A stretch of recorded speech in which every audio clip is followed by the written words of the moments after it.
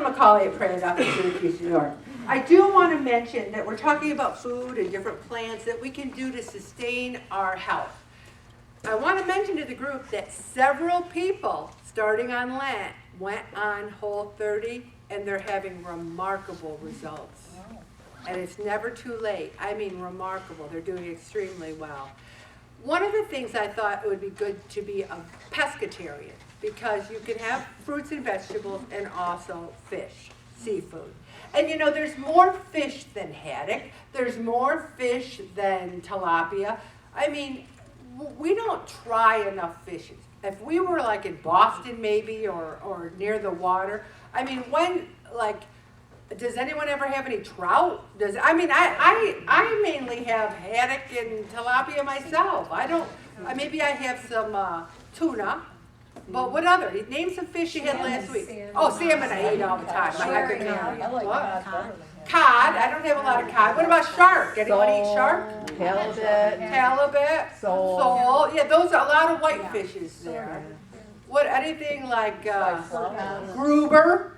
Gruber's delicious. Is it delicious, Gruber? All right. How about we try as a group? Maybe some people could bring in some recipes for different kinds of fish. So a pescatarian is someone who eats seafood with a vegetarian diet.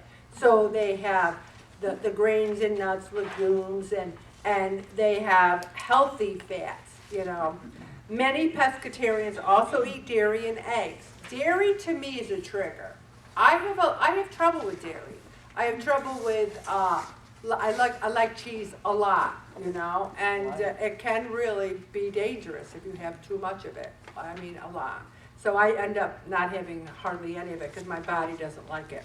So people choose it because obesity and heart disease and diabetes are trying to prevent those things. And, you know, a lot of it is environmental concerns too. A lot of people think that people who eat meat, there's a lot of greenhouse gas emissions. You know, I love the environment and I recycle everything, but I have to say I don't really think much about red meat causing greenhouse gas emissions. Maybe I should, but I don't. And then people oppose slaughter and the kind of, there's been people who said to me, if you ever go into one of those rendering places, you'll never eat meat again. And I said, well, I will make sure I never go in there, because I in poor labor conditions. If you really want to get into that, and I think just about every college-age kid becomes a vegetarian. Every single one of my kids came home from college, I'm a vegetarian now, Mom.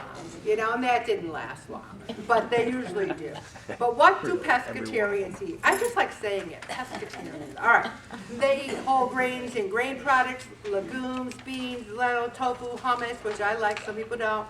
Nuts and nut butters. There's another trigger. Peanut butter, I mean, you could have peanut butter on poopy. I mean, the peanut butter is so good. Some people just can't get enough peanut butter. All right. Also, dairy, including yogurt, milk, and cheese. They can eat that, but again, you got to be careful. The benefit of adding the fish is you get more omega-3s. I love salmon. Protein intake.